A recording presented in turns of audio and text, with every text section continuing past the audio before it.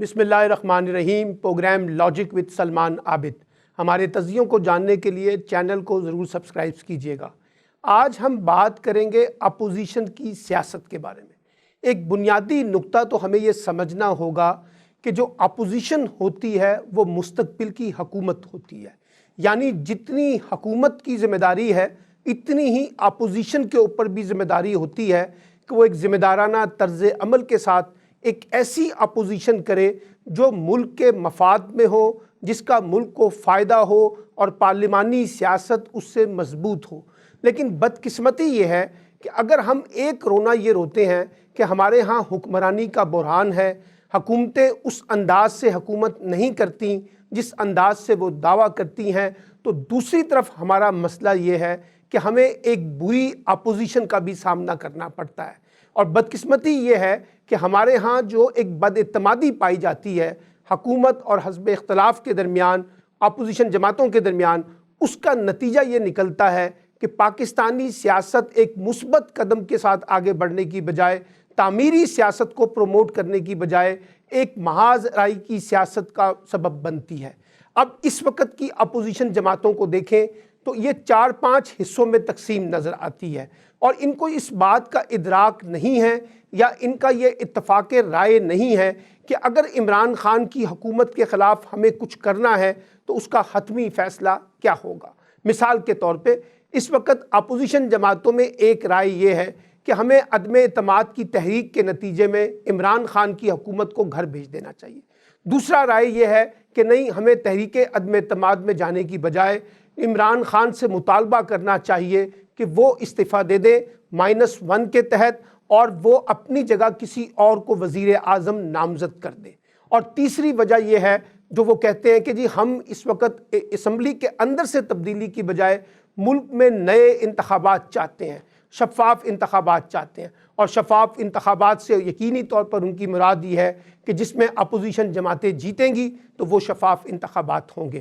اور چوتھی بات یہ ہے کہ جناب ہم ایک ملک گیر عوامی تحریک چلائیں اور اس حکومت کا بوریا بستر گول کر دیں، اور یہاں پر پھر ہم نئے انتخابات کا راستہ اختیار کریں۔ اچھا، اب آپ دیکھیے اس وقت اپوزیشن کی 2 بڑی جماعتیں پیپلز پارٹی اور PMLN کے اندر جو سیاسی رومانس ہے وہ کافی کمزور نظر آتا ہے۔ بلاول بھٹو صاحب جس انداز سے اگریسو ٹون سے حکومت کے خلاف جانا چاہتے ہیں، PMLN اور خاص طور پہ شہباز شریف اس انداز کی سیاست نہیں کرنا چاہتے۔ یہی وجہ ہے کہ وہ جو APC ہونی تھی اور جس کا بار بار کہا جاتا ہے کہ ایک آل پارٹیز کانفرنس ہوگی پارلیمانی جماعتوں کی، اپوزیشن جماعتوں کی، جس میں متفقہ فیصلہ کیا جائے گا عمران خان کی حکومت کے خلاف، لیکن وہ APC نہیں ہو پا رہی، اور شہباز شریف کی پاکستان موجودگی کے باوجود وہ بیماری کی وجہ سے اس APC کرنے سے قاصر نظر آتے ہیں۔ اب وہ یقینی طور پہ بیمار بھی ہیں، لیکن کوئی ایسی وجہ نہیں ہے کہ PMLN کے اندر جو باقی لوگ ہیں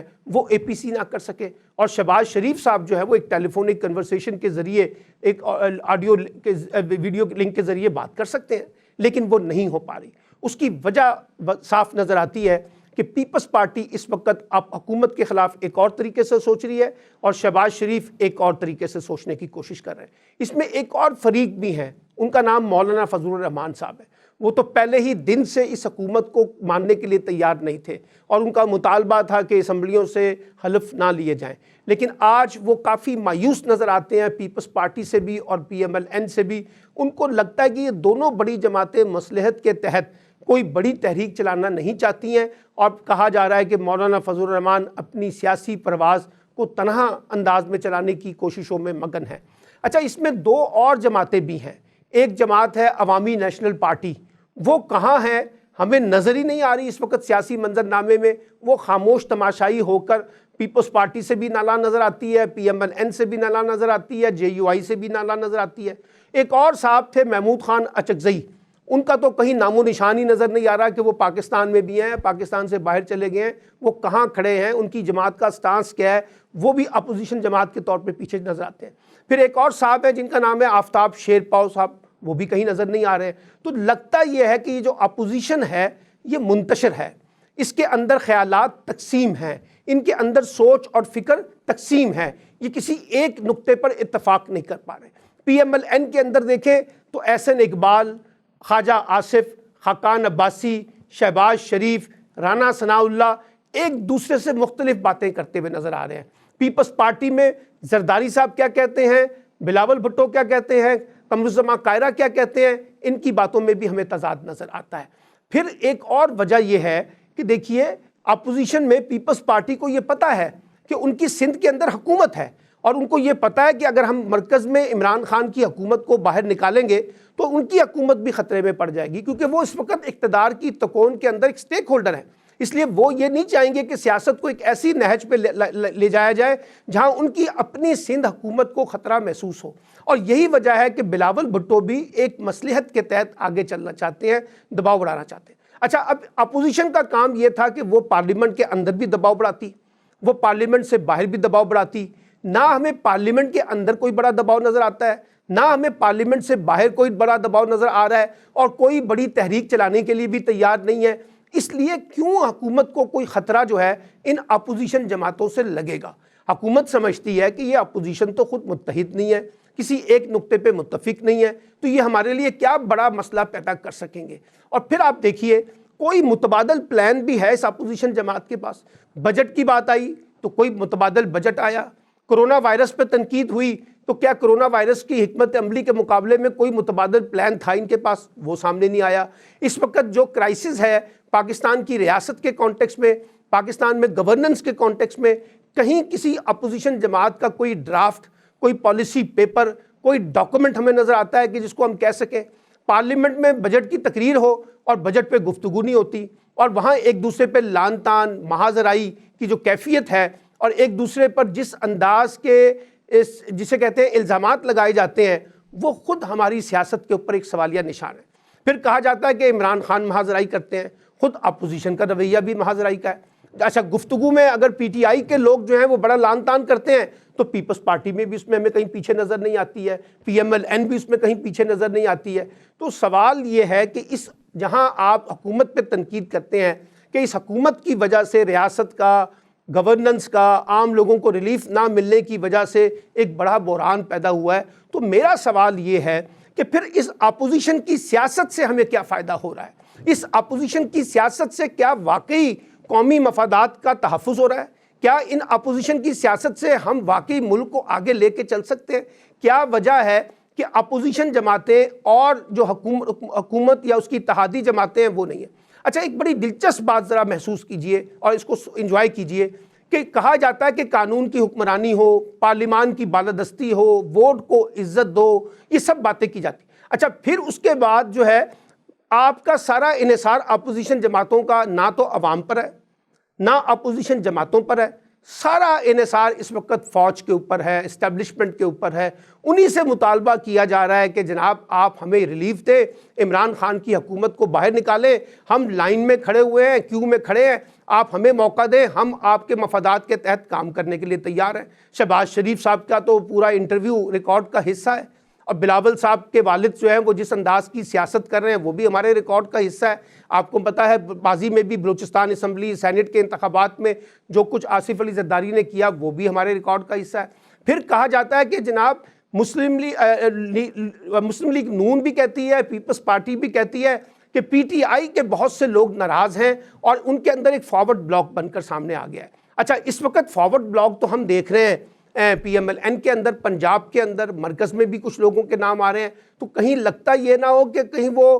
حکومت کی جماعت کے اندر فارورڈ بلاک بناتے بناتے اپنے اندر ایک فارورڈ بلاک نہ پیدا کر لیں جو حکومت کی حمایت میں کھڑا ہو جائے۔ تو میں اس مجموعی کانٹیکس میں دیکھنا چاہتا ہوں کہ اگر آپ حکومت پہ تنقید کرتے ہیں، اور یہ ان کا تنقید کرنا ان کا حق ہے، جائز کام ہے، وہ کرنا چاہیے، حکومت بھی کوئی اتنی اچھی پرفارم نہیں کر رہی، اس لیے یہ کہنا کہ ان پہ تنقید نہیں ہونی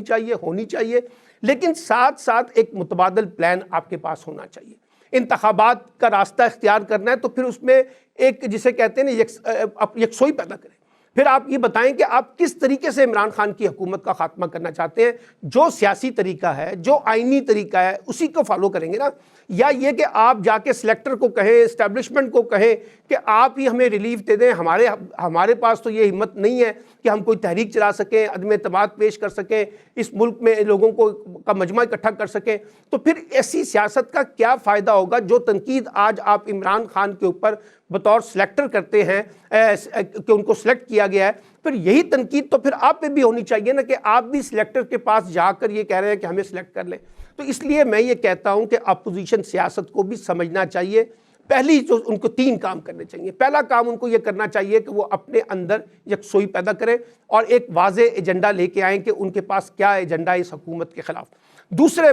جو بات وہ یہ ہے کہ ان کے پاس متبادل پلان کیا ہے۔ جب تک وہ متبادل پلان نہیں آئے گا وہ سامنے بات نہیں ہو سکے گی۔ تیسری بات یہ کہ اگر مثال کے طور پہ جو بہت سی قانون سازی ہونی ہے، میں مان لیتا ہوں کہ حکومت اپوزیشن کا ساتھ نہیں دے گی، لیکن اپوزیشن تو وہ قانون سازی کے لیے بل جو ہے وہ پارلیمنٹ میں پیش کرے نا، اور اگر وہ نہ ہو سکے تو کم از کم ہم یہ تو کہیں گے کہ اپوزیشن نے اچھی قانون سازی کے لیے پیش رفت کی ہے، لیکن وہ نہیں ہو رہا۔ اور سارا غصہ جو ہے وہ عمران خان کے خلاف نکالا جاتا ہے، پی ٹی آئی کے خلاف نکالا جاتا ہے۔ مسئلے کا حل ان کے نزدیک یہ ہے کہ عمران خان کی حکومت کو باہر نکالو اور ہمیں لے کے واپس آؤ، کیونکہ ہم لوگ ہیں جو جینون طریقے سے عوام کی نمائندگی کرتے ہیں، ہم شفاف طریقے سے آتے ہیں۔ عمران خان جو ہے وہ شفافیت سے نہیں آیا، وہ تو اسٹیبلشمنٹ کے مرہون منت آیا۔ حالانکہ پاکستان کی سیاسی تاریخ دیکھیں تو یہاں جتنی بھی حکومتیں بنی ہیں ان کا کہیں نہ کہیں اسٹیبلشمنٹ کے ساتھ جو میل ملاپ ہے وہ رہا ہے، اسی کی بنیاد پہ حکومتیں بنی ہیں۔ تو فائنل کامنٹ یہ ہے کہ اپوزیشن کو بھی اپنی سیاست کو